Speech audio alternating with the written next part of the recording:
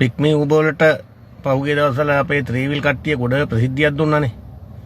එතකොට ඉතින් දැන් ඔය ගොඩ දෙනෙක් බලාගෙන ඉන්නවා වාහනයක් ෆිනෑන්ස් කරලා අරගෙන පික්මී දුවලා එහෙම නැත්නම් ඌබ දුවලා ෆිනෑන්ස් එක ගෙවාගෙන ගේමක් ගහන්නම් කියලා.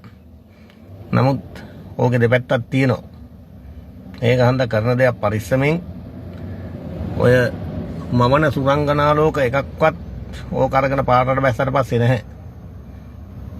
ඒක හන්ද අමාරුවේ වැටෙන්න එපා.